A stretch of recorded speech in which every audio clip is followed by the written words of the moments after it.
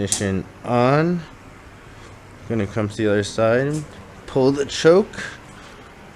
There should be just enough gas in the carburetor to start her for a little bit.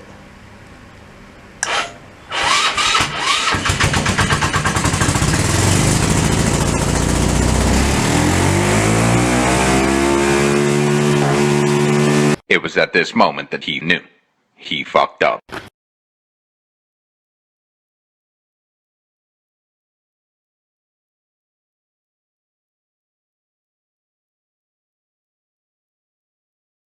Welcome back to Flipping a Go-Kart for Profit.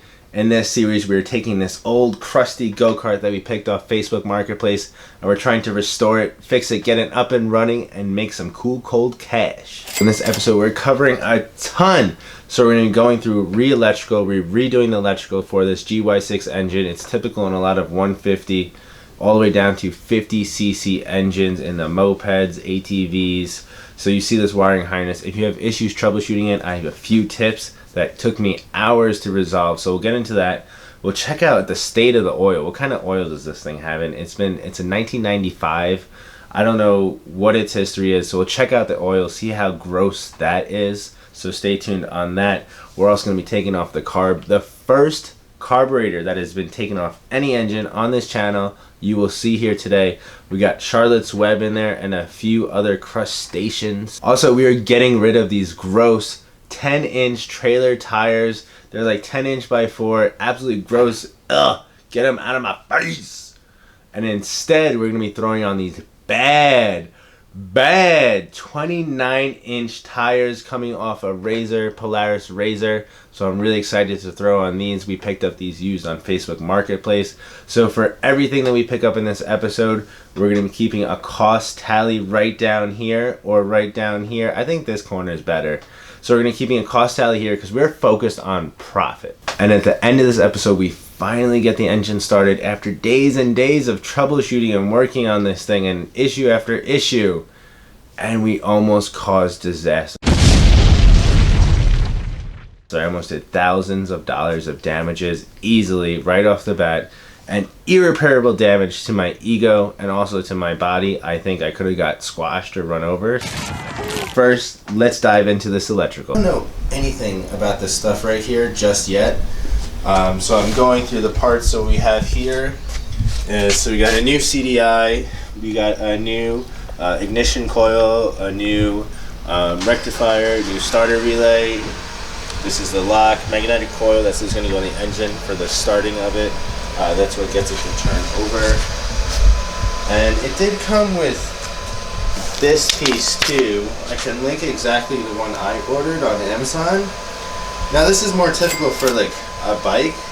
So it has like a handlebar. I'm not sure how I'm going to use this exactly. And today we have an assistant in the shop. Say hello to Mr. Duncan right here. It is right now we're taking off the old wiring harness here.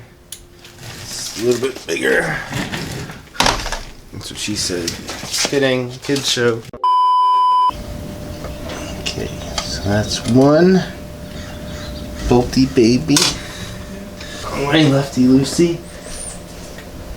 There we go.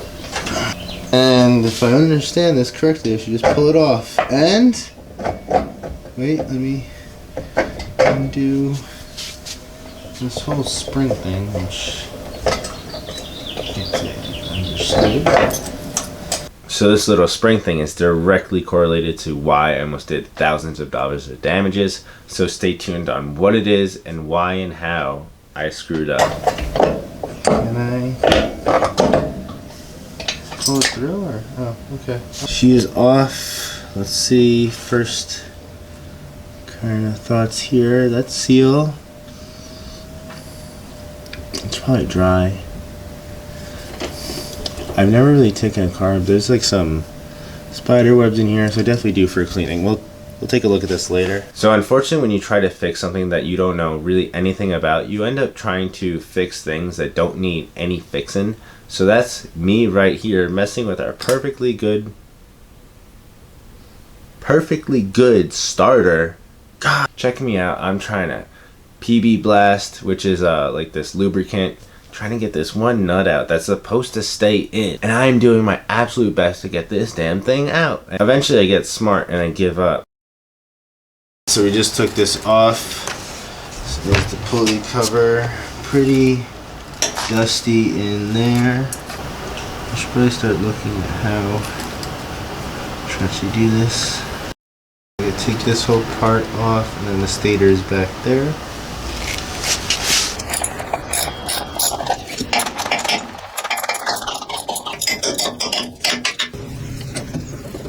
Now check out these huge spider eggs. These things were pointy and like definitely the sketchiest spider eggs I've ever seen in my life. So we're taking a look at the spark plug here. This one looks pretty clean. It's a little fouled up, not too bad. We're gonna keep this one and save that money on a new spark plug. There's always that one last pesky bolt, it seems, right? Or screw. It's a 1995 Carter XTV Go Kart. So this one has these two stock lights up top, and ours are actually still completely intact. There are no cracks in the lenses. It looks totally fine. But being that these headlights are 29 years old, I have my doubts whether they'll still work. Let's check it out. Oh, no way! Okay. One of them works. Okay. Let's get the other one. Wow, 2 for 2. Pretty bright too. Amazing. That bowl should, oops, pop out like that. So I took the carb off the engine the other time. As you can see here, you can see some built up gunk here from when gas was probably just sitting in here for a while. So we're going to be cleaning that up. Got some carb cleaner right here.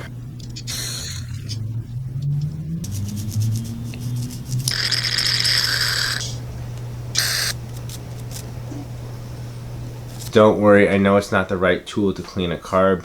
It's not my toothbrush, it's my girlfriend's toothbrush, so don't even worry about that. It's an air hole. Air hole.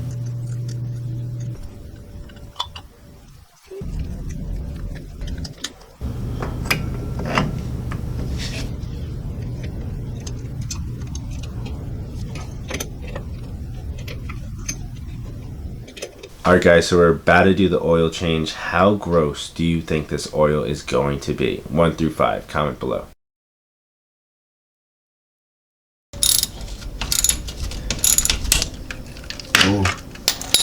Oh my god, she's black as all day. Oh my god. That is really gross oil. This thing has never had an oil change. Oh my god. So next up, let's throw in these huge RZR Polaris tires. So this caused its own headache and its own issues because I'm trying to go from 10-inch tires all the way up to 29 inches. And at first I'm using a Honda Accord jack, which obviously you're not throwing 29-inch tires on a Honda Accord. So this failed miserably. Anyway, let me take you guys through this process. So you guys will notice, what is this big silver shiny thing? So this is a wheel adapter. We actually had to purchase this. So what this is, the trailer tires or the normal bolt patterns on a golf cart or some of these ATVs is a 100mm bolt pattern between bolts. That's the distance. Now what I'm throwing on is a Polaris RZR tire, and that has a totally different bolt distance of 137mm. So we had to buy this converter, you could say, and we're going to keep that into the tally. Now this is somewhat of an optional cost. I didn't have to throw on Polaris RZR tires. I could have just went with different ATV tires that would have matched up, or golf cart tires that would have matched up to this bolt pattern. But I really wanted to throw in these badass tires and make it look kind of like a Batmobile. How much did I pay for these Polaris RZR tires? So we actually got all 4 of them for a total of $80. Now one of them is completely junk, and you'll see I'm actually using it as kind of like a fail safe in case the jack falls or slips. So using the jack at first was just totally not high enough. So that cued this next idea. Makeshift, so we got the jack underneath there. Got a little wooden platform. I needed a few inches. I think this will be just enough. I don't have enough wood. She might have one more piece, but that's pretty much all the room you get with the jack anyway. So, and you know when you start bringing out a yoga mat for stability purposes, you're on the wrong path.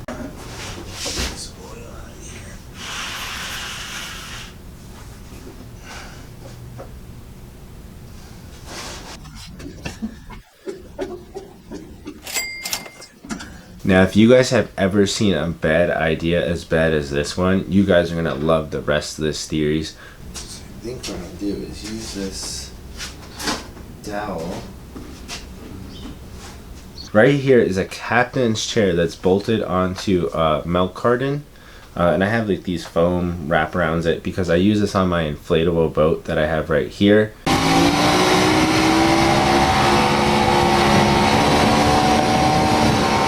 But obviously this is not the way to hoist up your go-kart, and this back is actually pretty heavy. Surprisingly, you wouldn't think it's that heavy, and I could deadlift like well over like 405, get up to like 455.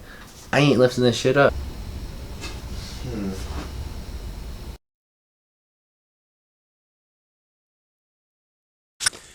Alright guys, so turns out the electrical was all messed up because I didn't do it right. Is the starter good? Starter good. Sparks. Well, black should have power. So it's in the ignition.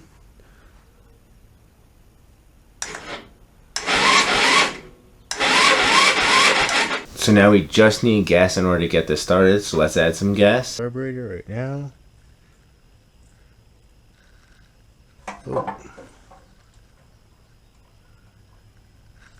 Let's get the thing underneath there. Oh my gas, oh my gas, oh my gas. So as you see here, we have gas just pouring onto the floor.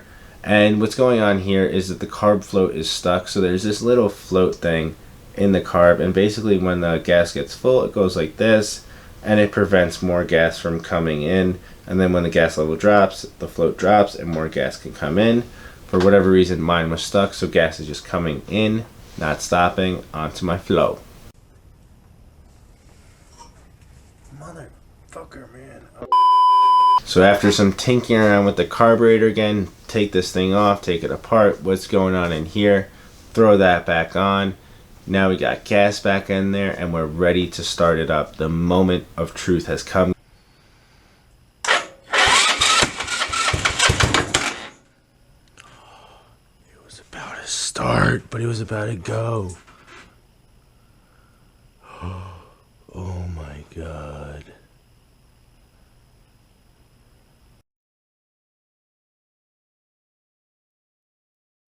Ignition on. Gonna come to the other side and pull the choke. There should be just enough gas in the carburetor to start her for a little bit.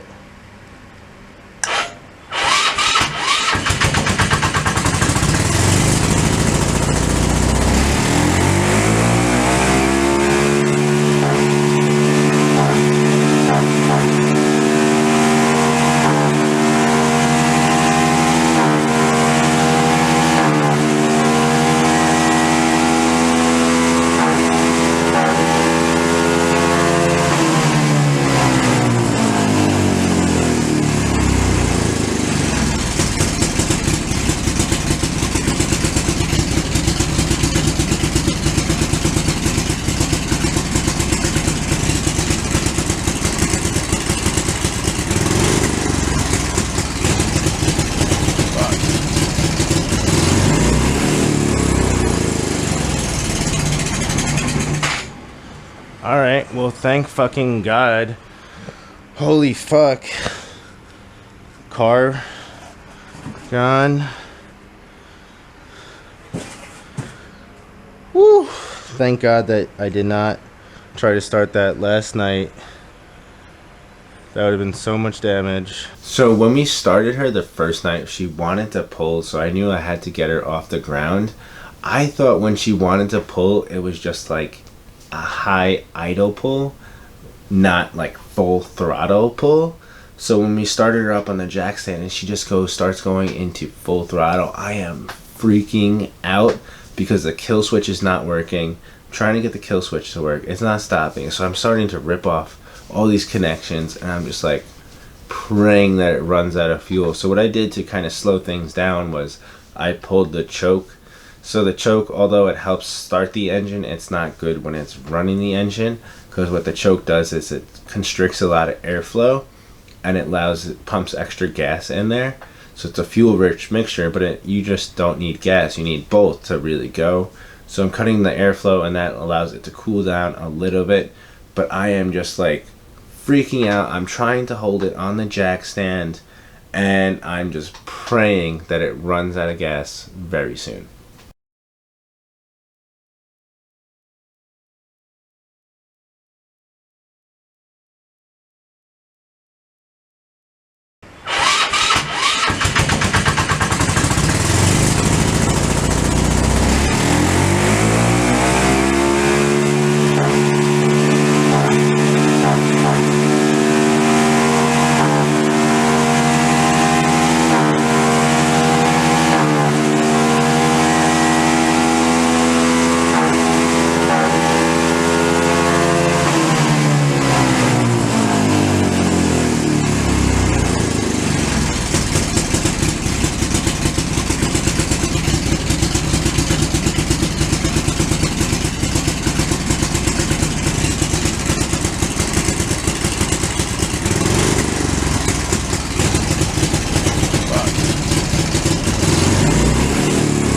Now, I promised that I would get into a few troubleshooting tips, so let's throw up the diagram right here for this wiring harness.